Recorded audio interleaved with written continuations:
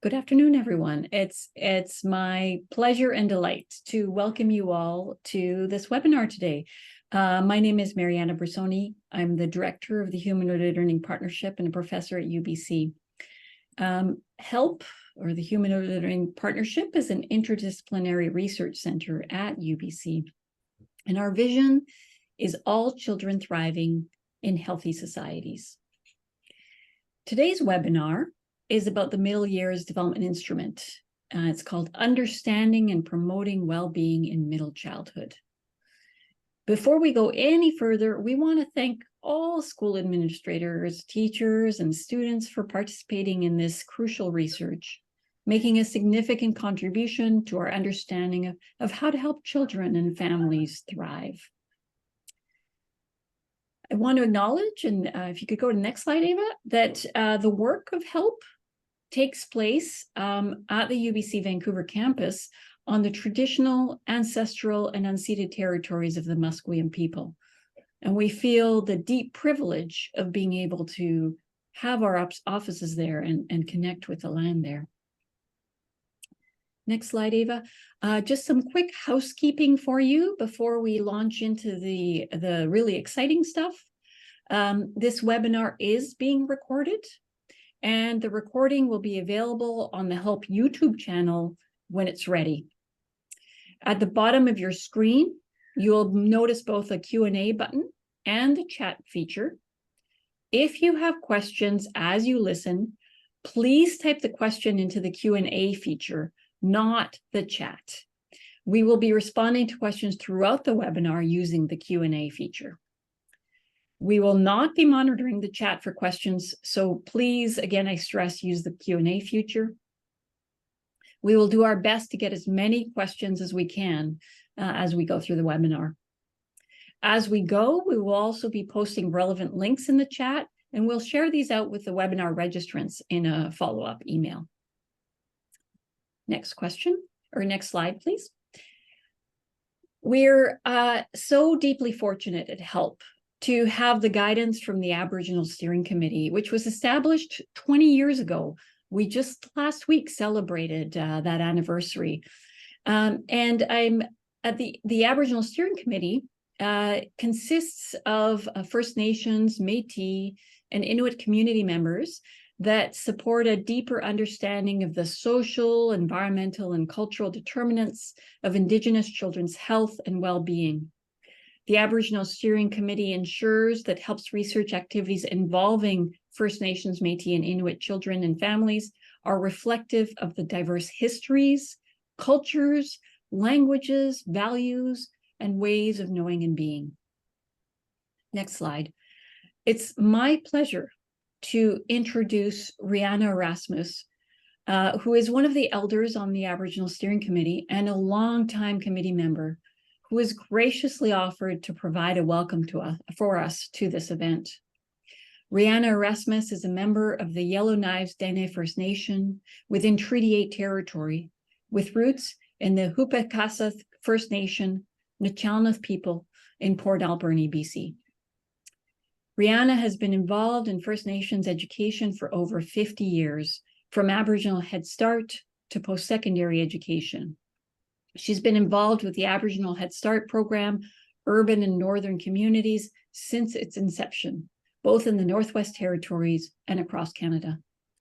Currently, she's the honorary elder for the Northwest Territories Aboriginal Head Start Council. Rihanna uses both current research in early childhood and her experiences in the work that she continues to do to promote community control of early childhood programs. I'd encourage you to read more about Rihanna and the Aboriginal Steering Committee on our website, and we'll be posting that link in the chat. Rihanna, thank you so much, and I turn it over to you. Masi, Witiskum, Hupachasadaksu, from the stolen lands of the Hupachasit people that we share with our relatives, the Shushat, across the river. I am honored that the Aboriginal Steering Committee refers to me as their elder, and I am grateful to the Human Early Learning Partnership staff for being so open and respectful in hearing our voices as First Nations, Inuit, and Métis people. I'm excited today to hear this presentation. I like the MDI. The MDI is filled out by the children themselves, and it's always interesting to me to see how they think they are doing. So I'm excited to hear what has been happening with them. As you know, we've all come through a very difficult time with COVID and the isolation that our children and our families have had. And in some of the communities over the past few years as well, there have been fires within their communities. So I'm looking forward today and would like to say Mussy to the help staff for sharing this information with us, and hopefully it will give us a new perspective, new ideas that we can use within our children that we work with. Mussy Cho. Thank you, Aldariana. Thank you for taking the time, for being with us, and for connecting us with each other. And thank you for providing this introduction to the webinar today. I'm Eva Oberle. I'm a faculty member at HELP. I'm an associate professor, and I'm the PI of the MDI project. And I'll be talking for about half an hour, and really we have a lot of stuff to cover. So I'm going to very briefly go over the MDI background, overview participation last year, but also historic participation over the past decade. A lot of that information can also be found on the HELP website. Then we'll be looking at data trends over time. The MDI project is now more than a decade old, so we've really had an opportunity to collect enough data to see how children are doing today, but also how their well-being has changed over time. I'll then hand it over to Maram Alkawaja, who is a PhD student at the Human Early Learning Partnership. And she has done a research project really looking at the differences in well-being for children who hold different gender identities. So that's a bit of a spotlight today on gender. And those of you who've worked closer with the MDI will remember that we have a specific variable on the MDI that asks children what gender they identify with, giving them also an option to indicate that they might identify as a gender with a gender that is not within the category of a boy or a girl. We'll then jump over back to me and go through the new MDI questions. The MDI now, it was developed in 2012, so we really have sat down in the last couple of years and thought about how have the lives of children changed in the past few years, and what are some questions that are maybe currently that we're still missing on the MDI and that we wanted to update and include, and we will now forthcoming be collecting data also in subsequent years to look at changes over time. And then in the very end, we have a great opportunity to hear a little bit from Kate, who will be guiding us through the MDI dashboard. And the MDI dashboard is something that maybe some of you have already had some fun with over the last few months, and being able to interact with your data and other communities' data, and trying to really understand some of the data from a visually great perspective, mapping and so on. All those tools are included in the dashboard. So the Human Early Learning Partnership over the past 2 decades has developed the Child Development Monitoring System. And the purpose for us for that is really to be able to understand the development of children through a early childhood to early adulthood developmental perspective. We have 5 tools. One of them, the YDI, is an affiliate tool. It's led by Dr. Hasina Samji, who is based at SFU and with the BC CDC. And for early childhood, we're measuring child experiences in their environment, in the community and in the family, as a parent report tool with the TDI and the childhood experience questionnaire. Then the EDI, most of you are probably familiar with. The early development instrument is an instrument that we implement in kindergarten classrooms. And the EDI is completed by teachers. And teachers report on several measures: social, emotional, physical, cognitive development, and it's an indicator of school readiness. And then the MDI, which is what we're talking about today, the MDI is the tool where we really decided we also want to hear from the youth themselves, in particular during the middle childhood years, because this is a time of transition when young people are changing and their lives are changing. They're transitioning from being children to adolescents, and there are physical but also social and emotional changes in that time period that are importantly related to their well-being. So that's what we'll be talking about today. The MDI is completed by children in grades 4 to 8. It's completed at a population level in participating school districts. And we decided to design it as a self-report survey because it upholds the Article 12 of the United Nations Convention of the Rights of the Child, where all children are allowed to have an opinion and to share their opinion. So this is really a great opportunity for us to hear from children. How are they doing and what are their experiences in their day-to-day life? And we've developed the MDI to be consistent with the different ecological contexts in which children grow up. So we collect data on their experiences in school, but also the family, neighborhoods, and during out of school time. So what are some of the activities they're participating in after school is out?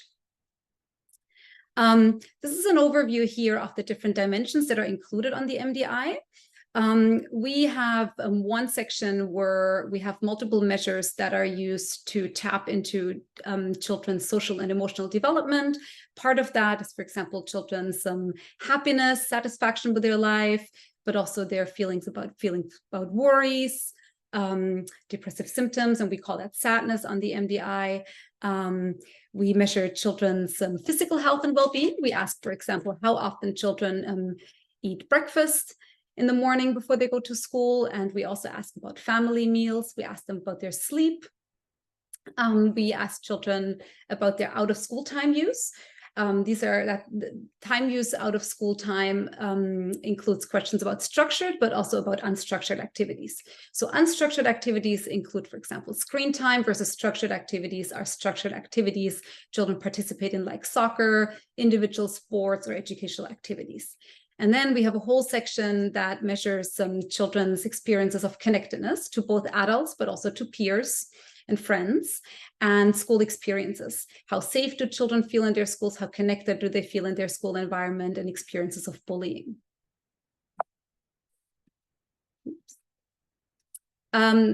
The MDI was originally developed in 2009, 2010, but really the consistent full waves of data collection have been going on for more than a decade now, since 2011. And what you can see here is there's been a very steady uptake and growth in the MDI throughout the province.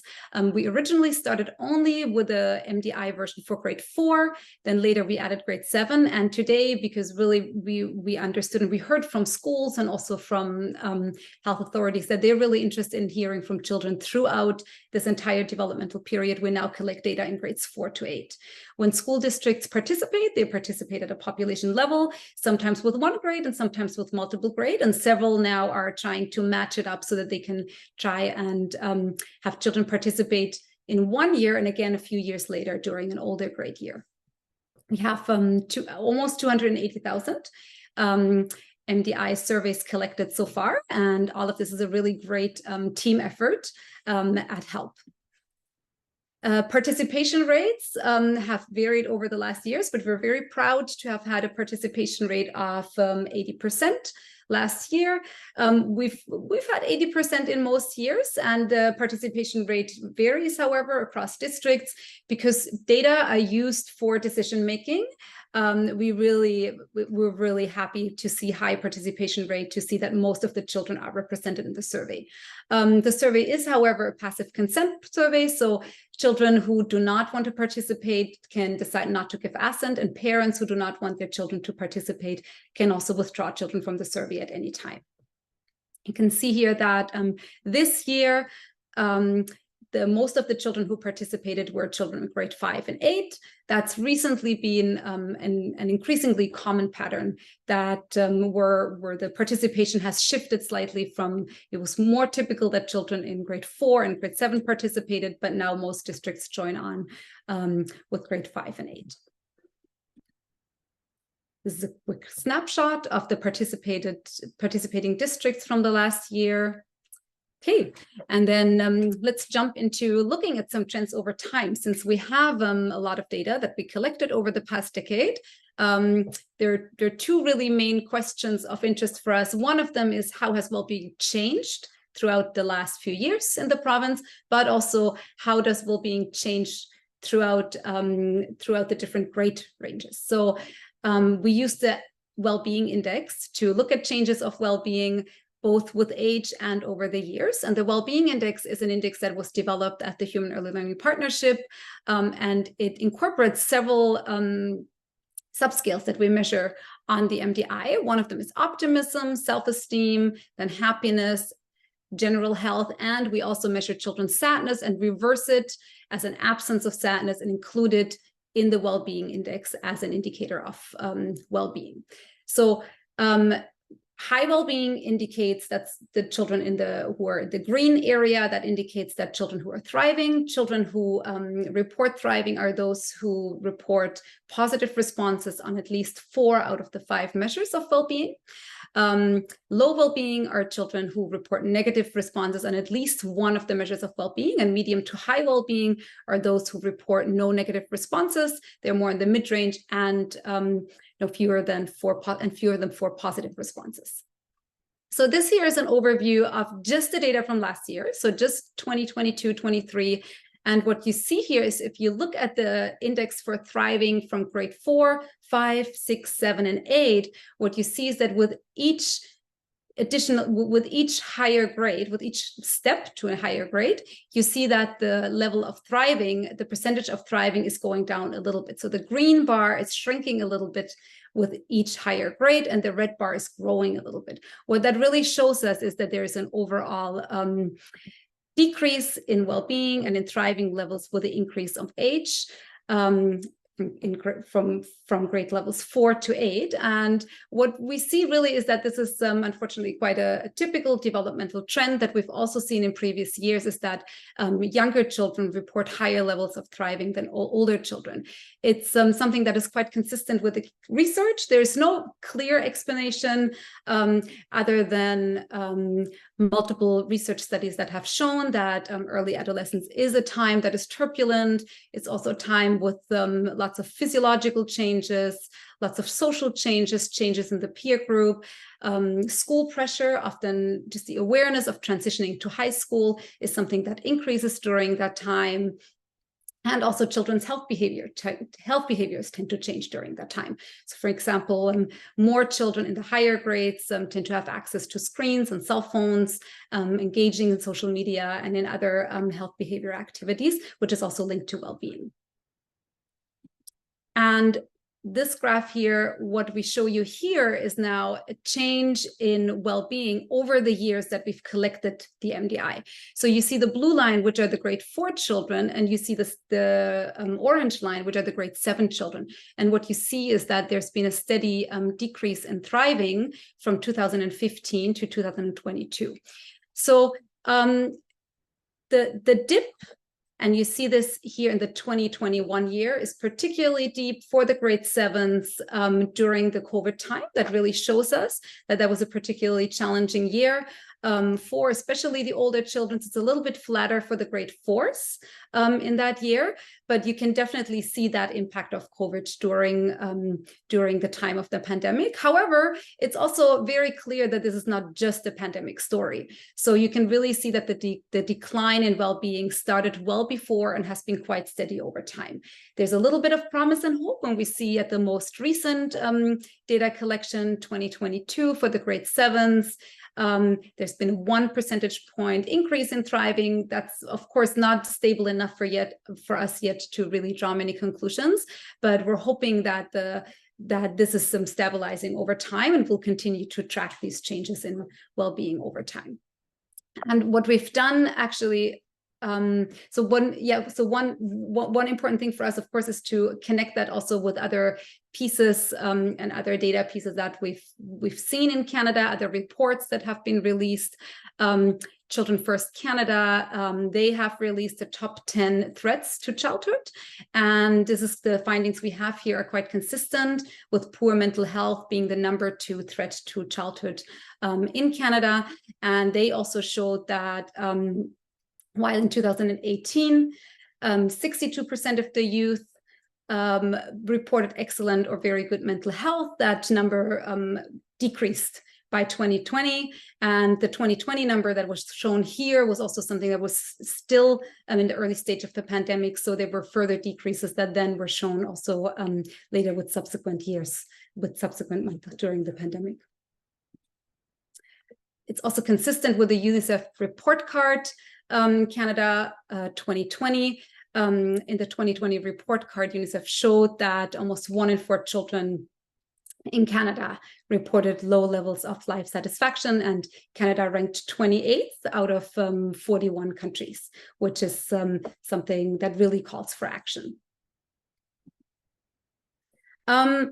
When you look at the well-being index, it is really great for reporting because it summarizes multiple measures into one index. But what we also decided to do then is we really wanted to pull out 2 subcomponents to try and understand, to isolate individual indicators of well-being. So what we did for a research project here is we pulled out the components of happiness and of sadness. And what you see here is, if you look, as you would expect based on the previous graph, at the indicator of happiness from 2014 to 2021, you see for the grade 7s a very steady decrease in happiness over those years and a steady increase in sadness. However, when you think about, this is all children lumped together. So when you think about possible variability among different subgroups, we decided to look at this separate for boys and girls. And important here to keep in mind that this is not the self-reported gender variable on the MDI, but this is children's sex based on their school registration. So what you can see here is that girls reported significantly lower rates of happiness and significantly higher rates of sadness compared to boys. You also see that this gap is growing in more recent years. So I would say like somewhere around 2017-18, you really see how this gap is growing, and the line is a little bit flatter for the boys, and it's definitely steeper for the girls here. So this is something that is important for us to understand. Why do we see this gap? And also to track in the future, is this something that is growing? Is it stable? And what are some of the experiences that this can be related to? We then took another step and said, okay, let's not only look at the sex differences, but also take into account socioeconomic status. And what you can see here in this graph, looking at happiness levels, you clearly see again that if you look at the overall pattern, the pattern is the same for girls and for boys. You do see that all 3 lines, the low, the medium, and the high socioeconomic status, all 3 lines are consistently going in the same direction. So there's a decrease or a decline in happiness across all socioeconomic groups. You do, however, also see that the line is much steeper for girls than for boys. And you also see that overall, if you put these graphs together, the boys would be somewhere hovering still over the girls. So if you combine them, I would say the high SES girls would somewhere be comparable to the lower SES boys in this graph. The pattern is consistent for sadness, where you really see like the reverse of what we find for happiness. It shows it shows that when you consider the sex differences, still you see that children in lower SES neighborhoods report lower levels of happiness and higher rates of sadness. And what we then decided to do is we said, okay, we need to look at some protective factors in there. We really are trying to understand, is there anything in there that is helpful for children and that is a protective factor we can consider? So we took into account 3 protective factors, one of them being peer belonging adult support in school, and school connectedness. And across these three, we dichotomized these to be saying when children agreed to those statements, we would say they have that protective factor of peer belonging, or if they were kind of in between or disagreeing with statements of peer belonging, they did not have the protective factor. So here you see, what you see here is the pattern for happiness for children who reported no protective factors at the 3 levels of socioeconomic status. The lowest one here is high SES, the medium one is middle SES, and the highest one is low SES. And what you also see, of course, is you continue to see the sex difference with boys scoring a little bit higher than girls on socioeconomic status, but you, on happiness, but you also see that the lines are a little bit closer together. And then when you see, as you add protective factors here to the model, the pattern that shows up is that with each additional protective factor, there is actually an increase in happiness levels. And we also ran this for sadness, where you see the same, just reverse. So I'm not showing that graph here, but really by the time you look at children that report 3 protective factors, what you can see that, first of all, the sex differences in happiness are very reduced and the lines are very close together. And what you also see, if you compare on the very right side of the graph, the 3 boxes, what you see is that the lines are almost in the same place. So both socioeconomic disparities and sex differences are almost, not entirely, but almost fully reduced once you take into account the assets and the protective factors here. So I think this is a really good news story in the sense of saying there are protective factors, and when they're in place, children still report high levels of happiness. And these are important to look at, because these are things that are really actionable and that we can really address and promote and foster in communities, in schools, and through specific strategies and interventions designed for children and youth. So from these protective factors, I want to switch over to the assets index. The assets is in particular something we report when we share our data with school districts and schools, and also in the larger community through the dashboard. And the assets index, very similar to the well-being index, it combines different subscales into one asset. So for example, we combine adults at school, in the neighborhood, and at home into one adult relationship asset.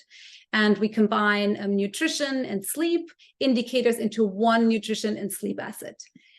Peer relationships are combined, peer belonging and friendship intimacy. And then we look at out-of-school activities as a separate asset for itself, whether or not children are participating in activities.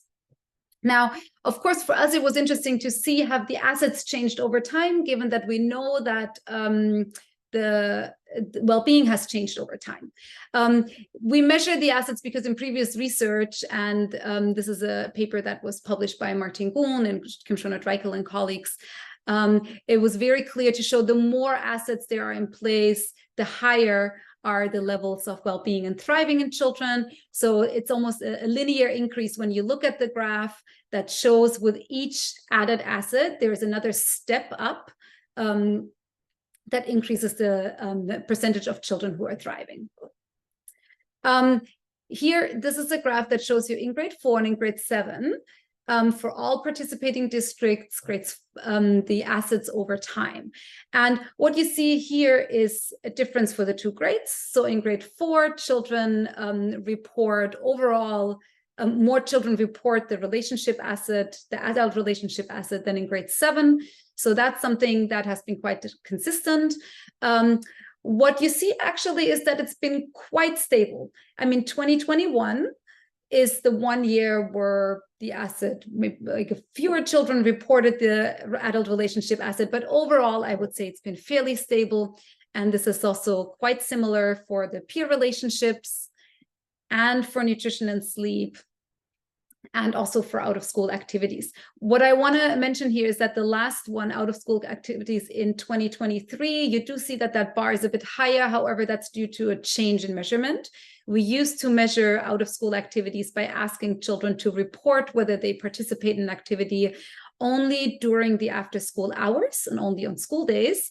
Now we broaden that, we removed that criteria, and now really we ask them any time of the week, any day of the week, what are the activities that you participate in, which of course gives these children more opportunities to list activities. And that's why this data, this needs to be taken into account when you compare this data over time.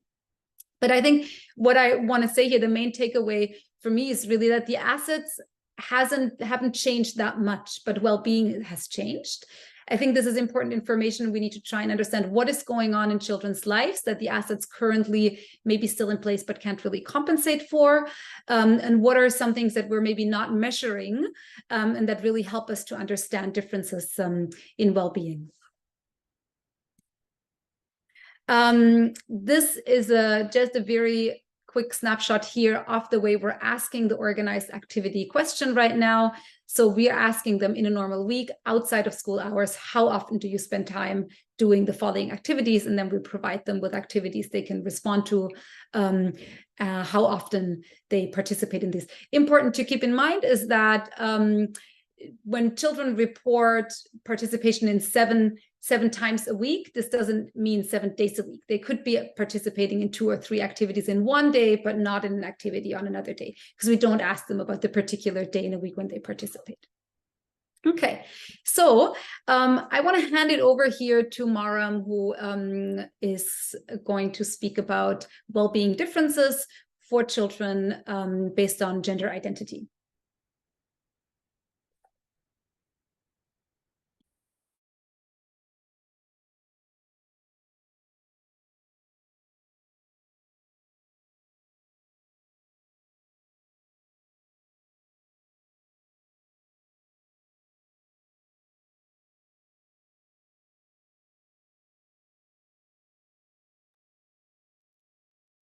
Good afternoon, everyone.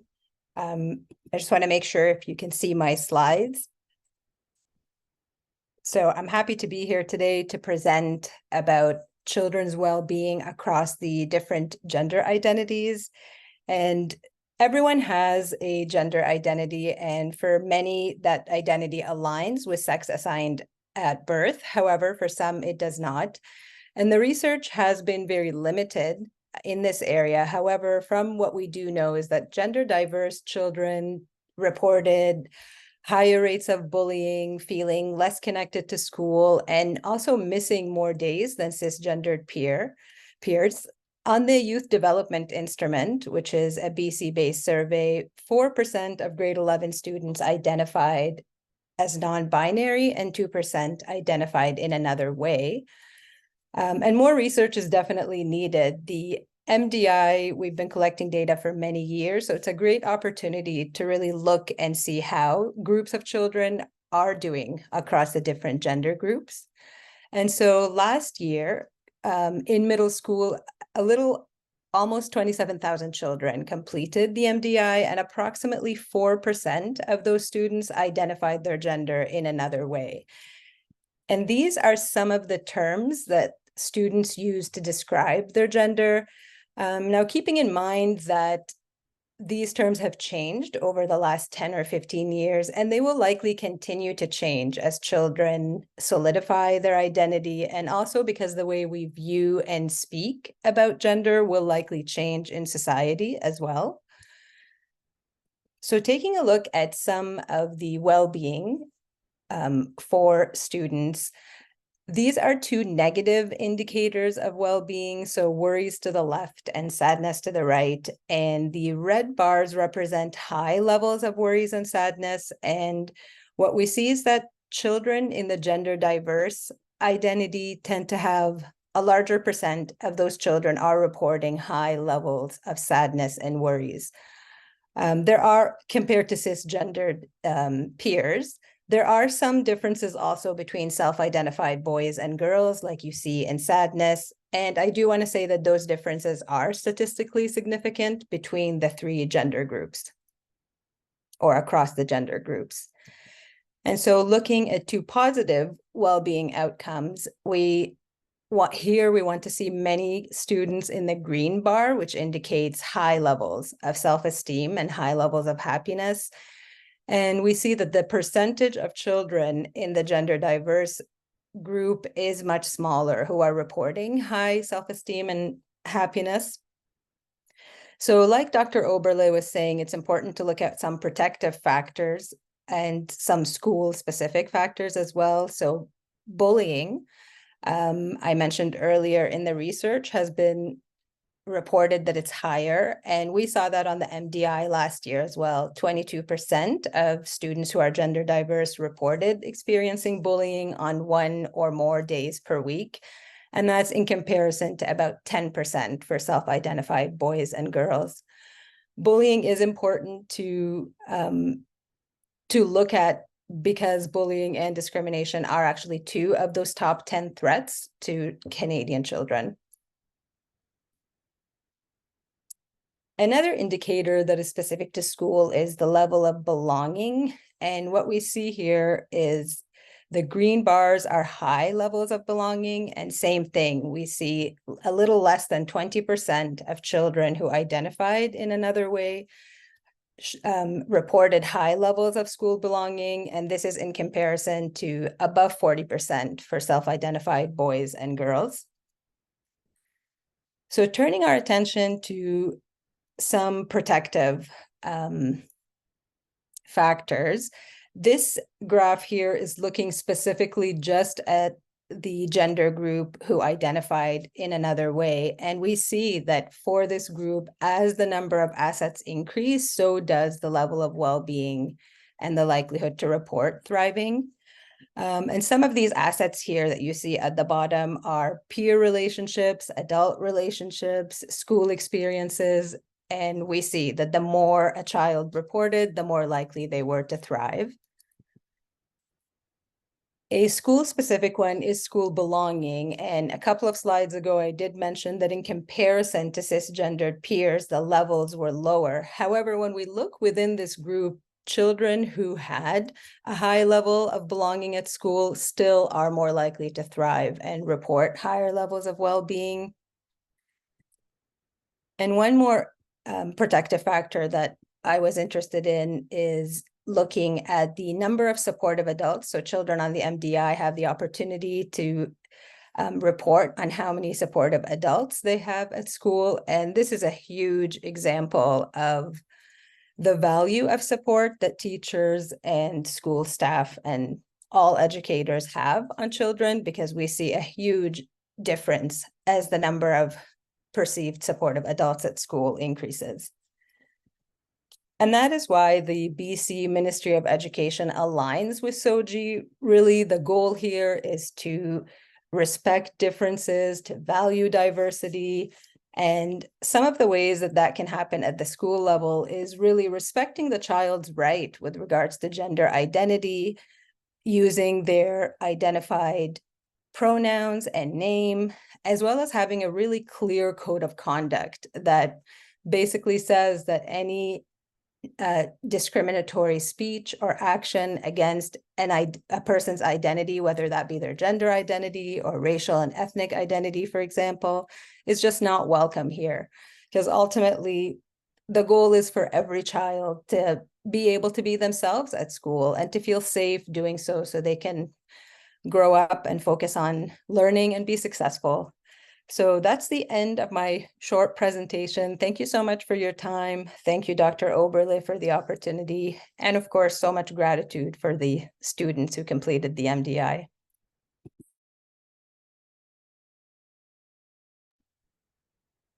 Thank you. Thank you, Maram. Yeah, very important work. Important work, I think also that is that schools and communities can take back to those who work with youth directly and who can find ways to celebrate and support diversity in those contexts. So This is a bit of a jump now. We're going into the new questions that we added on to the MDI. One of the questions, or one of the set of questions, really tap into children's concern about the climate and the environment. And this is something that we decided to add to the MDI because eco-anxiety has been increasing over the last few years.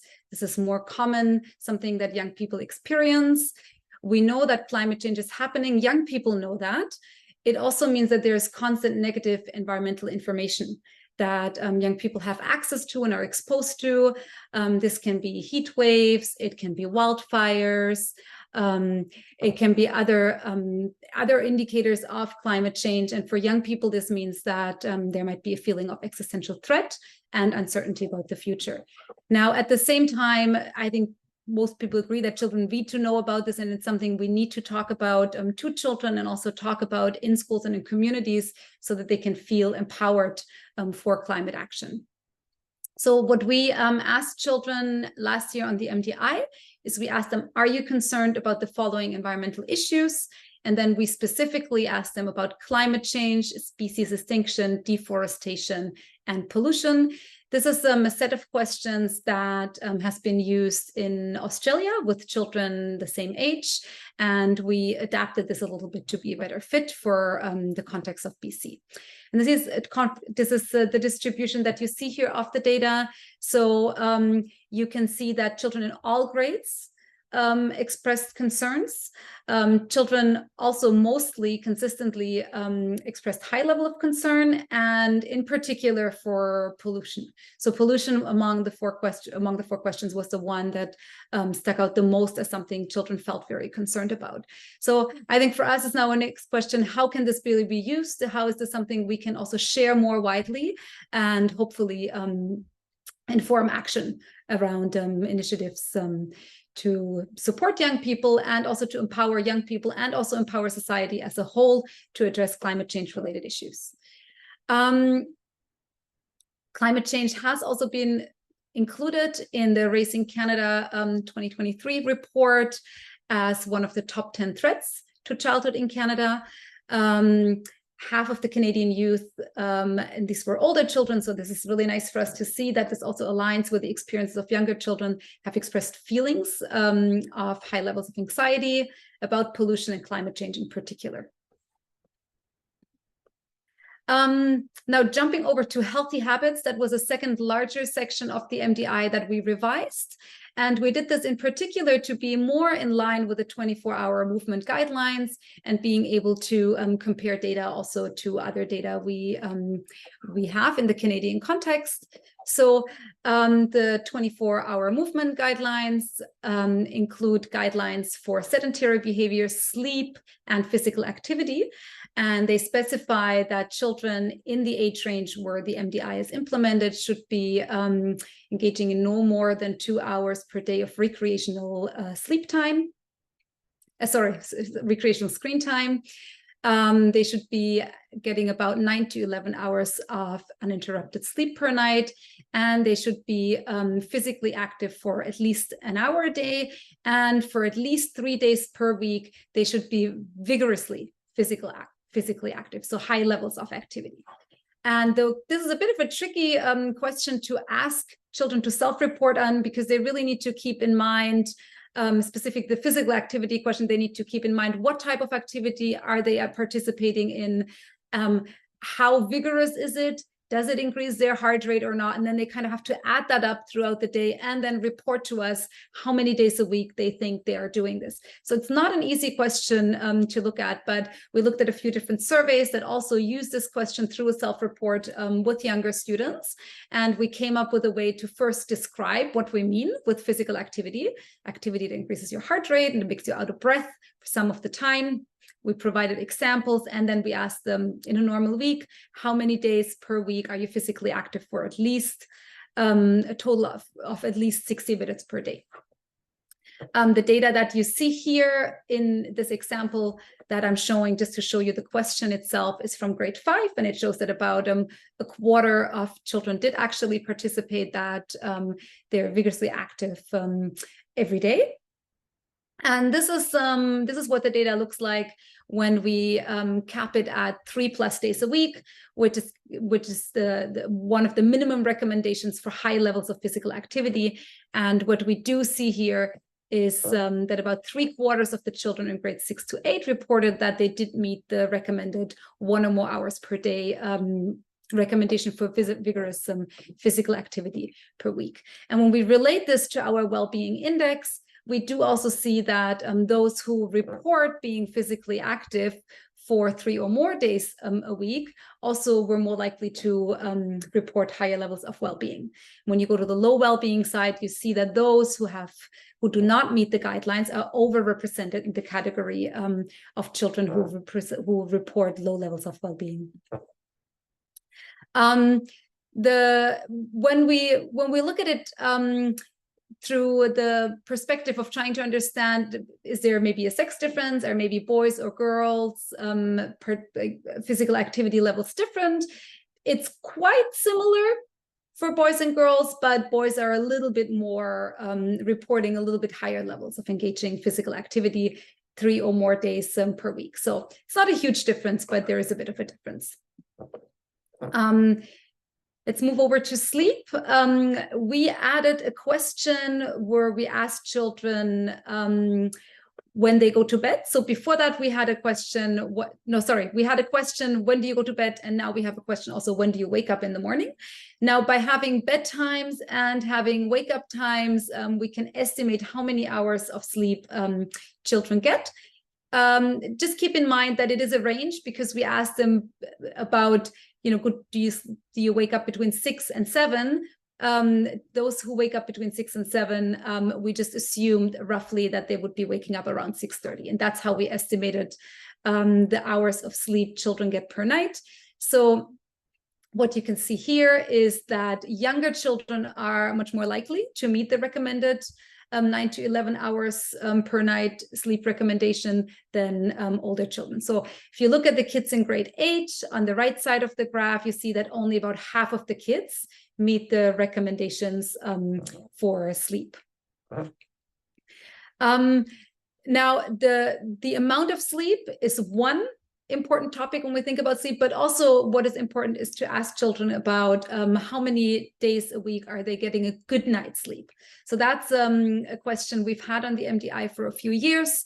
And what you see here in the 2022-23 data collection is that just over half of the kids in grade 6 to 8 reported that they get a good night's sleep at least 5 days a week. And again, when you connect getting a good night's sleep to indicators of thriving, you actually see that those who report having a good night's sleep more often are also much more likely to report higher levels of well-being and thriving in our data set. There is a little bit of a clearer sex difference here, with girls being less likely to report a good night's sleep more than 5 days a week than boys. And I think these are some things we are considering as we're trying to understand what are also the sex differences we saw earlier in well-being, and trying to understand what are the indicators that are helping us understand those differences. The last section is really looking at screen time, and we'll be looking at sex differences again when we come to the screen time question. We added a question for screen time this year, and that was a question on social media. The social media question is only on the survey for grade 6, 7, and 8 children, because younger children are not supposed to actually be on social media. So we only added this for the older children. Keep in mind also, when you look at the reports and you look at these times, you will also see, and also from the new reporting format, that this question also changed, so that now they can report more hours, because the time range in which we're asking has changed. Before that, it was only during the specific hours after school, and now we're asking them in a normal week, how many hours per day do you do these particular screen-based activities? So this question here shows you the social media use and hours per day. And what you see is that about 1/3 of the children in grade 6 to 8 report that they use social media more than 2 or more hours per day. Now, keep in mind that this is just social media. So if you added on the other screen-based activities, this would be growing.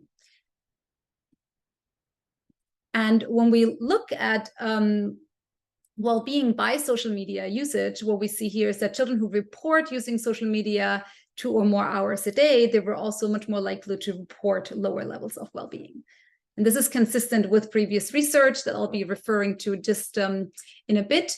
But what I also want to connect this to here is actually looking at the different types of screen time in relation to thriving. And what we had found in previous research with the MDI, and also this is consistent with other research, that there is of course overall higher levels of screen time. It's very clear. You see that in the downward trend with increasing hours per day. You do see that higher levels of screen time are related to lower levels of thriving, and that's consistent across all types of screen time. But what you also see is something that we've seen in previous research, which is the Goldilocks effect. So you see that for almost all types of screen time, except for the social media, a little bit of usage is actually just right. So what you see is that for TV or video games or hanging out with friends on the phone, those who report never, that's where we have a slightly lower percentage of thriving compared to those who report less than an hour per day. And this might also be part of just being included, part of being able to do the activities that other kids do. It might also speak to parenting styles, and several reasons for why just a little bit seems to be better than no screen time at all here. However, for social media, you don't actually see that effect. For social media, you say that what is best is, or the levels of thrivings are highest for those who report that they never use social media. And I think this is something that is actually quite consistent with some of the research that has been shown, that there's a connection between social media and mental health problems. What we see here is that social media usage is something that increases by grade. And this is something I think that also speaks to the fact that older kids are more likely to have access to their own phone, where they might have apps and other things to be able to actually engage in social media more regularly. So when you look at the orange bar, the light orange bar, those are the grade 6 kids. You see that the bar is largest in the group of those who never engage in social media, and the dark brown bar, those are the grade 8 kids. The bar's largest, a little bit larger than under 2 hours per day, but it's basically about 40% of the kids in grade 8 participate in social media for more than 2 hours a day. And you do see a clear gender effect here, or a sex effect.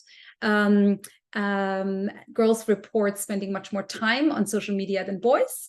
And this is something else we could consider taking into account when we're trying to understand well-being differences between boys and girls. Here's a previous study I just want to quickly connect to, though we don't have too much time, so I can't spend too much time on this. But it's really a study that's quite consistent with what I've just shown on social media usage.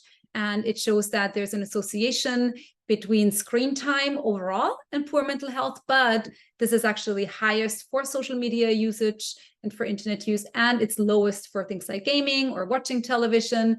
And overall, it seems like there's also there's a clear gender effect here, so that the life satisfaction is the very lowest for those girls who are the high users of social media. And those are the ones who, on the left side of the graph, are shown as using social media for 5+ hours per day. Our data analysis and knowledge to action team has done some really great work in combining these different healthy habits into an indicator we're looking at here.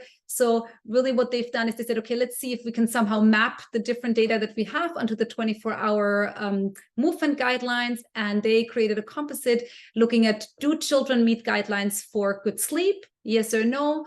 Are they low on social media usage? Yes or no? And are they physically active? Yes or no? And then looking at these different, then combining these, what you can see here is that about 1/3 of the children report healthy habits that meet the recommendations regarding, in all three categories, regarding sleep, physical activity, and screen time. And of course, important then for us is to look at how does that actually connect in well-being.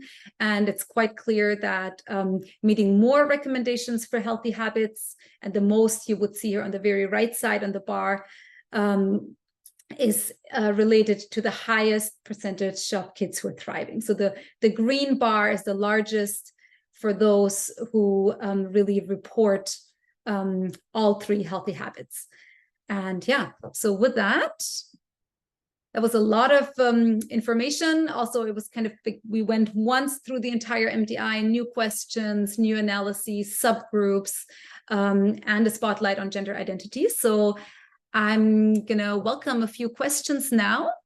And I think, Kate, you can let me know how much time we actually have for questions. We're doing great, Eva. So yeah, Okay. Maddie, I think is going to join you to see if there's questions to propose, and we have a good few minutes if there are some to bring forward. Okay. Maddie? Great. Thank you. So yes, please type in your questions. A few have been typing in questions I've been answering as we go. Assets is a big theme of the presentation today, Eva. And so we had a few questions around assets. Mm-hmm. Yeah, and I also would like to mention here that even if you don't have a specific question, but you want to share with us where you can make a connection between the work that you're doing and what you see here in our data and how this fully makes sense to you or not at all, we'd really welcome those comments. So one question, just even unpacking a little bit more about assets. So would you say, if you wanted maybe one takeaway of a way to promote assets and well-being in back to your school or community, what would you recommend, Eva? That's such a big question. Just one recommendation. I mean, I think that the issue is that there isn't just one solution. And I think what we've consistently seen with the MDI is that the one important thing is like the power of connectedness in relationships. And this is something that to me comes in all to the assets. It comes in with the relationship asset, building positive relationships with peers, in the larger school community, connectedness between children and adults at school. But it also comes in the connectedness, this theme of connectedness is also something we see in nutrition. For example, do you have family meals with your family? Is there time for breakfast in your home? Or are there resources for breakfast? Like all of that is really indicating that there is an opportunity to connect. So I think when I have to highlight one, I'd highlight overall any asset that relates to connectedness. Wonderful. Looking at a few questions, we do have some pretty straightforward questions, just clarifying what types of bullying the MDI captures. Okay. Whether it's a specific, any kind of reason on the bullying, maybe you can clarify that, Eva. Bullying? Yes. Yeah. Yeah. Oh, yeah. So that would be physical bullying, relational bullying, like verbal, for example, and cyberbullying. Mm-hmm. And Maddie, that's maybe also a great opportunity to paste any sort of link to the documents we have that explain the different variables on the MDI, the Discover MDI, the quick sheets, and so on the website. I think those are really great places to read up those different information pieces. Mm-hmm. And also for all of you, I mean, especially questions around particular scales and subscales and components, it's a great opportunity for you to go and interact with the MDI dashboard, because some of the data are actually broken down into these different components, and you can really see how they look differently in your district and other districts over time and so on. Thank you. Great question that just came in. So Aoife, you mentioned in the presentation that the level of assets hasn't changed too much over the years, but we are also seeing the levels of happiness and sadness changing. Any thoughts on that? Yeah, it's really a good question. We see that kids still feel connected to peers and adults in the community. I mean, there's been really challenging experiences for kids just even witnessing what's happening in the world. And I think kids do have access to the internet, even if they're not social media. There's a lot of exposure to news, to wars around the world, climate change. I think this is something that is accumulating and weighing down on young people and impacting their well-being. Thank you. Thanks so much. There's a few more questions that I'll answer, but I think I'll hand it back to Kate to talk about dashboards first. Great, thank you. Thank you for being so on time. So I will see if I can multitask. So hello, everybody. My name is Kate, and I'm a knowledge broker at Help. Let's go here. Hopefully you're seeing my slides at this point. Yeah? Anyone? I'm gonna assume yes. Yes. Great. Yes. Thank you. So we're going to switch gears now. The presentation so far has been focused on MDI data at that all participating districts level, and we're going to turn our attention to MDI data at the school district and neighborhood level. And we get to do this through our new and exciting reporting tools, the data dashboard. Last year, we released the EDI dashboard, and this summer we were able to release one for the MDI. So we did the links are up on the screen. We're going to ask that not everybody go on the dashboard all at once, just as I demonstrate live in case it slows us down. And just to note that we do have this webinar goes until 4:45. We have some time to look at it. We're not going to do a deep dive, but just to give a little bit of a sense of the dashboard. You seeing the dashboard at this point? Yeah, all good. Fabulous. So when you first log on to the dashboard, you're going to see a little bit of a tutorial. I'm going to click it off right now because we're going to walk it through verbally. So here's our landing page for the MDI dashboard. One thing to note is that the data available on the dashboard are reported based on children's home postal codes. So they include children that live in the boundary type that you have selected, which I'll get into in a moment, and who have completed an MDI in a participating district.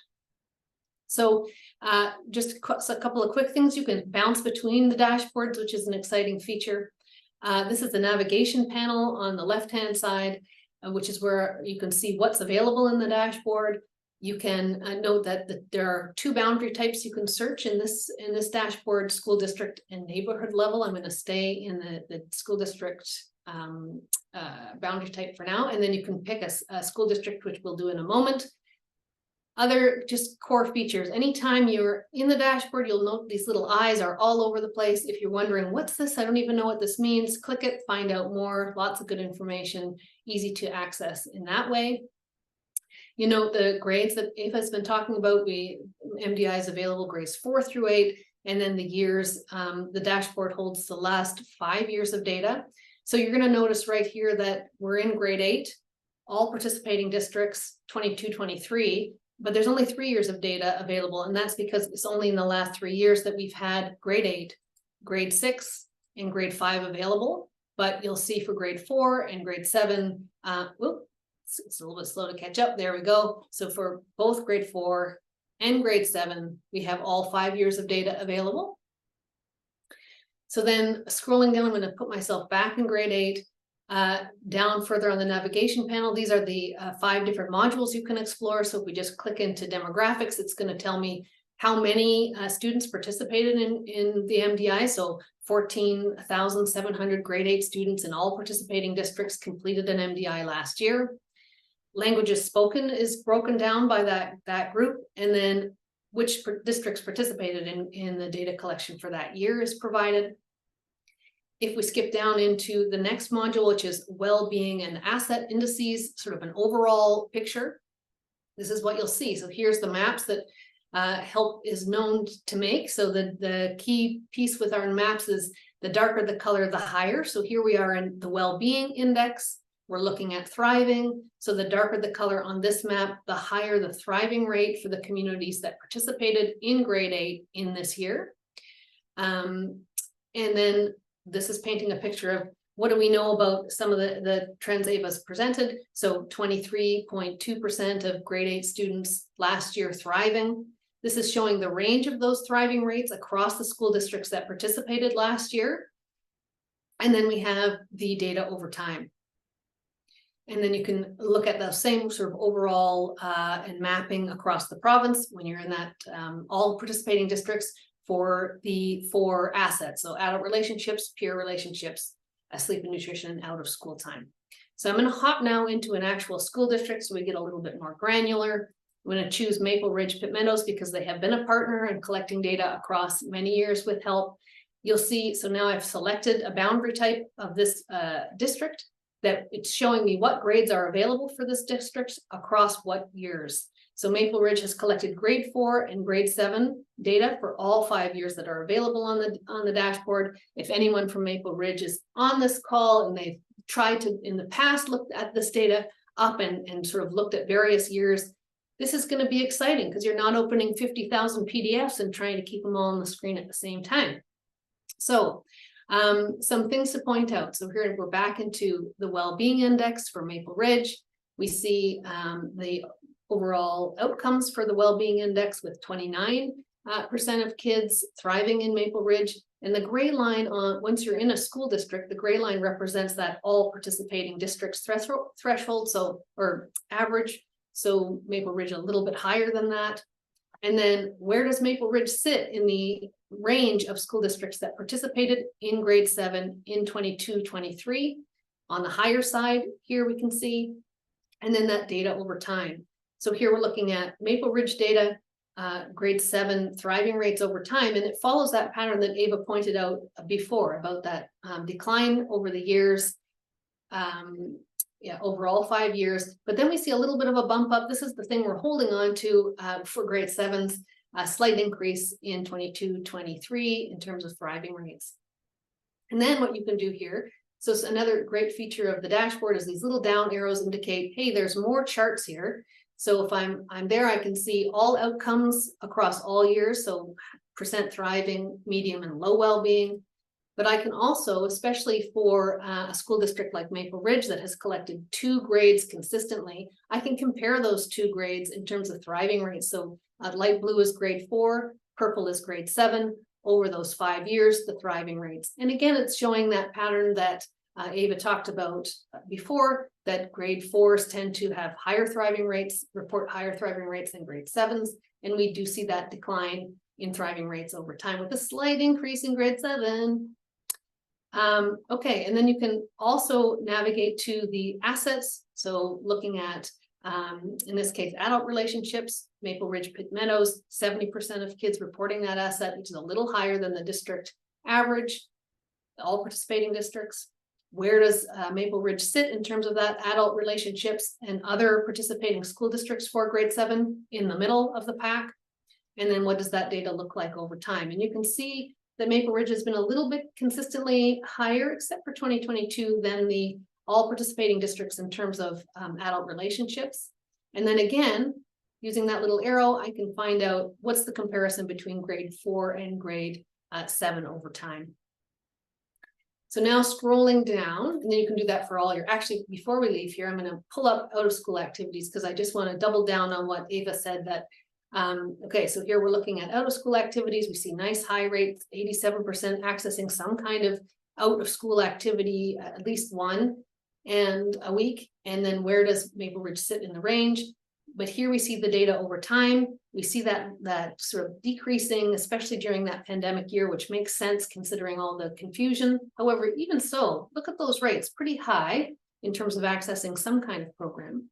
But what we see here for 22-23 is a big jump between the year before. So just a reminder that we did change the way we're asking this question. So we would expect that districts will see an increase for last year in terms of out of school activities because we're not just asking about after school time anymore. So I won't get into the details here, but you can poke around at the composite levels, and both AFA and Maram showed some composite data. So here we're still in Maple Ridge Pit Meadows. You can flip grades if you like. We're in the well-being index, and then you can navigate across the 5 components of the well-being index if you're interested more in happiness or self-esteem.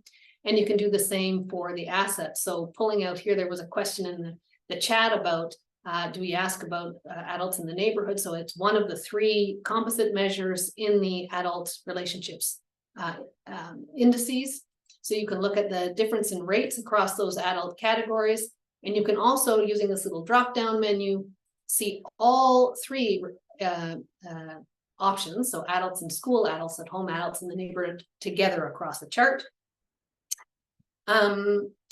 Great. And then I know this is speedy. You'll take time, you'll sit with it, you'll enjoy, and you'll call us if you have any questions. I'm going to hop down to explore within. So here what we're now doing is seeing what are the neighborhoods within the school district that we have selected. If you're in neighborhood as your boundary type up here, you won't have any more explore within, because that's the lowest boundary, the neighborhood. But when you're in a school district, you can see all the neighborhoods in that school district. And again, reminder that darker the color, in this case, the higher we're in well-being, the thriving. And you can see that variability in thriving rates across the neighborhood in the map. And then we have here the thriving rates by neighborhood, and neighborhoods are based on census boundaries, but also HELP had consultation with communities a few years ago. So these are kind of HELP neighborhoods. When what you're noticing also here, these are the rates of thriving by neighborhood. And then the gray line in this area is talking about what is the average for Maple Ridge Pit Meadows. So compared to the average for the school district, how are these neighborhoods faring? And you can sometimes, in this case, like we see a lot of neighborhoods listed, but they're hard to see on the map. So you might want to zoom in to get in more details. Sometimes that's helpful. And again, you can look across the assets. The darker the color now, the higher percentage of youth indicating they have this asset. So we can look at adult relationships, peer relationships, nutrition and sleep, which looks bleak here and does sort of across the board. It is the asset that tends to be lower across all participating districts, and then out of school time. So another great feature of the dashboard, and something we did have a question in the registration questions about how do I download a report from the dashboard. You can't do that, unfortunately, but you can use these little download features, and you'll see that you can download just the map or just the chart, but you can also download the whole module. So I'm going to do that now, which allows you to pop it in my browser, and then I can open it. And now I can use this image as it loads for, maybe it's a slideshow that I want to present data. Maybe it's a report that I'd like to put the data into. So those are great features, and they're all throughout the dashboard. And then I'm going to pop down to resources now, the last of the modules, and just note, if you're stuck on anything or you don't understand something in the dashboard, check out the technical guide specifically for the dashboard. If you need an overview of MDI, we have some basic information. Discover MDI, I'm going to talk about in a moment, and the companion guide, which gives detailed points about the questions that are asked on the MDI and how they're scored. So if you want really specific detail, you can go there. Okay, I'm going to bounce back to my slides. I'm assuming we're seeing the right ones here. So at this point, the MDI Data Dashboard, as we saw, only has information about the well-being and asset indices at the community level. But so we still are producing annual MDI school district PDF reports. They're available on the HELP website on the reports page. You can search by location and find reports that contain MDI data that we don't have on the dashboard yet, like topics around climate concern, help-seeking behavior, transportation to and from school. And now for the bit of time we have left, where are we at? We have a few minutes left. We're going to briefly consider some strategies for moving data to action. And really, I think in terms of resources, the best place to start is Discover MDI, and we'll put the link in the chat. And this, if you want to learn more about the EDI, I think Aoife mentioned the quick sheets. There's tons of information just to understand more. There's resources for how to explore the data with others, so workshop materials. There's examples of how schools and communities have used the data in past, and videos of people speaking of their own experience. So lots of great resources here. One of the central actions that help and monitoring system data have contributed over the last 2 decades is to collaborative discussions. So making space and time to explore data with others is an action. It fosters relationships, and it supports the notion that this is a shared responsibility for children's and their families' well-being. It's shared across systems, across sectors, across organizations. And if you think about, Ava mentioned at the beginning too, that participation rate, very high at 80%, which is terrific. But even still, and that's overall, so it would vary at the district level. But even with that strong participation rate, it still means 20% of children may not be represented in this data. So thinking, for those of you that are on the ground, thinking about who are the folks that work with the kids that might not be represented in these data, and to bring the data to them and see if you can cultivate some reaction about the data from folks that may not otherwise be included in the data. Discover also has some great resources if you are interested, and we would encourage, oh, did I go back? Yeah, it didn't say who though. I'm going backwards. This is showing how much time we have. Who might be at the table for those discussions? We're thinking school administrators, youth themselves, community partners, health and government partners as well. So on that note, on Discover, now I'm really messing around. Here we are. We have some resources on Discover, lesson plans, focus groups, ideas for how you might bring data back to youth. And we have also heard some school districts that have had older students take back the data to younger students to support that reflection from youth themselves on the data. And then in terms of considering actions to take, this presentation certainly highlighted the importance of strengthening assets in children's lives, assets like, excuse me, nurturing positive relationships with adults, with peers. And I'm sure many people on this call show up for children in this way every day. And so know that you matter, and that thank you for what you do. We think about creating or enhancing out of school activities that are inclusive, low barrier, low or no cost, so that kids can get out to them. We think about providing opportunities that are to participate in physical activity and to interact in real life, IRL. Screen-free opportunities seem to be a good thing to think about. And as we see increasing concerns from children and youth about the climate, and probably in ourselves, and Ava talked about this, encouraging children to learn about or get involved in climate or community action so they have a sense of hope, a sense of efficacy, that what we do matters. And then, of course, another strong theme throughout the presentation has been that necessity of working towards creating safer and inclusive school and community environments for all kids. And that sort of alongside that universal approach thinking around building assets for all is a recognition that some groups of children may need targeted or special consideration to support their well-being, and that they should be welcome to provide input in what those supports and services ought to be. And finally, getting outside matters. We certainly know this from the research, and we are excited to be able to share on behalf of PhD candidate and longtime outdoor teacher and help friend Megan Zini, and of course our helps director and outdoor risky play researcher and expert, Dr. Mariana Bressoni, that they are releasing today a tool for elementary school teachers that supports outdoor play and learning, and is packed full of helpful insights and hands-on resources for supporting educators to get kids outside during the school day. And that brings us to the end. So I do want to take a moment to thank our presenters that helped us today, and also the helpers whose work that you don't see on these presentations, but are helping us behind the scenes, with Barb Weinberg and the data management team, Ryan Van Rode and the e-system and dashboard teams, of course, all the folks on the implementation team that gather the data. So thanks to all the helpers. Thanks to UBCIT for hosting us here. And of course, thanks to all of you for joining us today. And we'll remind folks that we'll send out a follow-up email. We have a little bit of time left, so we can, if there are questions that maybe Maddie wants to bring up. We have a little bit of time to do that, but thanks for those who have joined us, and they need to hop off now. We appreciate you coming. Maybe we'll bring up Aoife and Maddie and maybe Maram, I'm not sure. Great.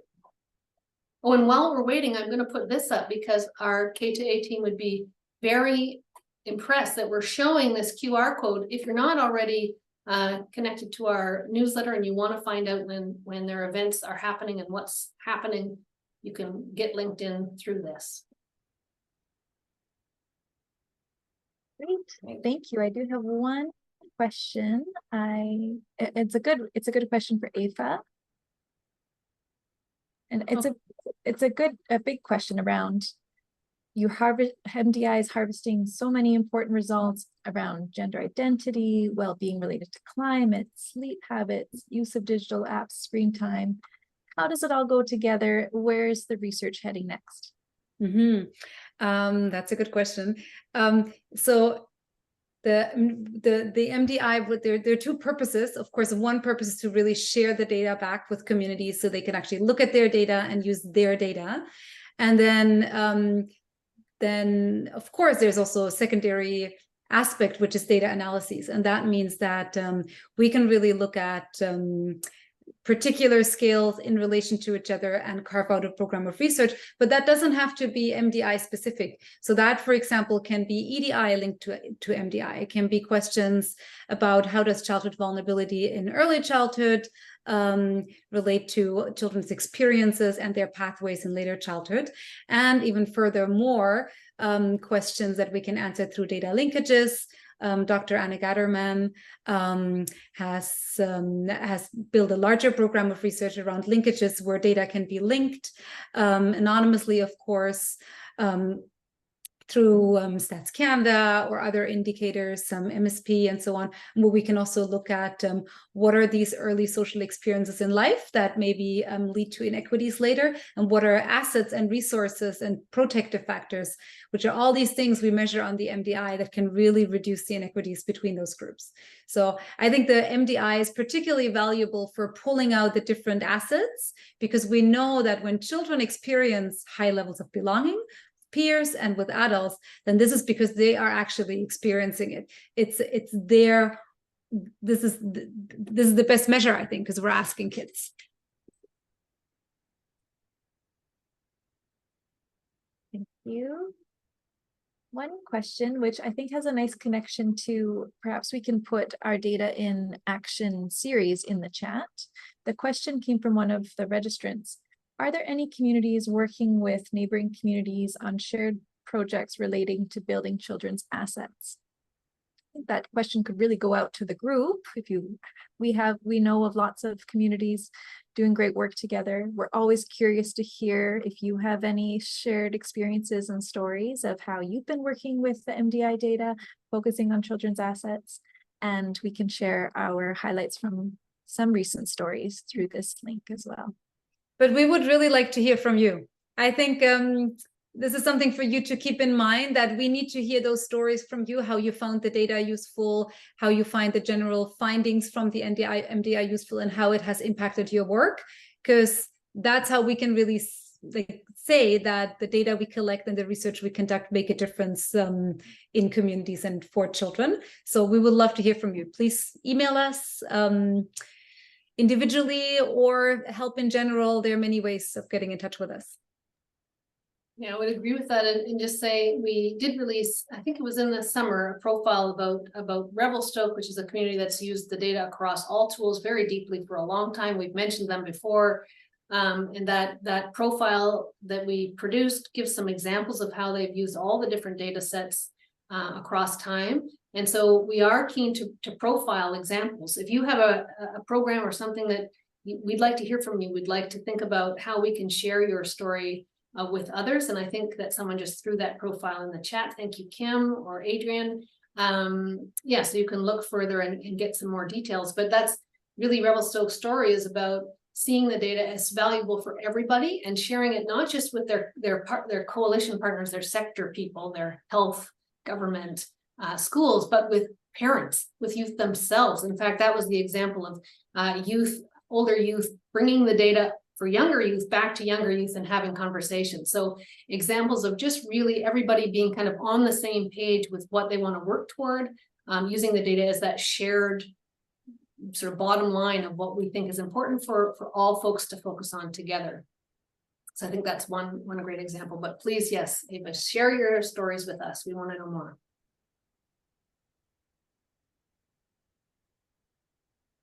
Maybe one more question. This one also came from registrants. There were some really wonderful questions in the registration form as well.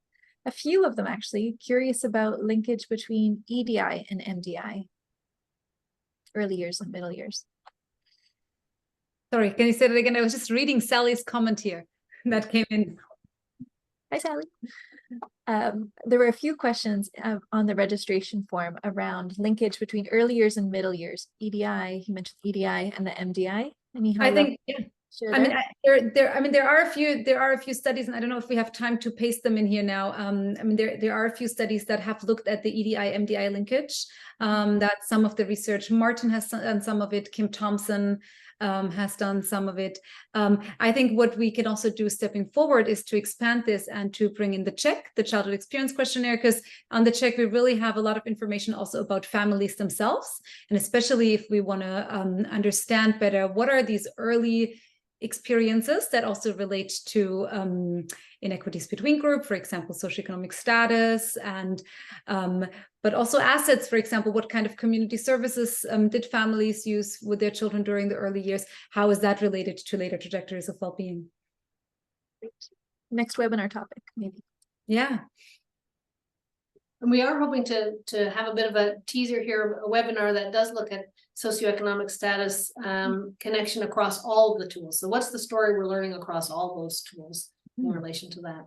Yeah, That's right. Coming soon to a webinar near you in the spring, maybe. Kate, you just announced it. I think it would also be really great to hear from participants what are some topics they really want to learn more about. And I think for us to know, okay, this is something that is on high demand. People really want to hear about this based on our data, is important feedback for us too. We did get through the questions, so thank you so much, everyone. Yeah, and maybe we'll wrap it up there with 2 minutes to go. We really appreciate end of day people taking their time with us. Thank you everybody for joining. Thanks again to UBCIT for supporting, for Rihanna for providing the beautiful welcome, and Mariana for opening us as well. Yeah, thank you everybody. Thank you. Bye-bye.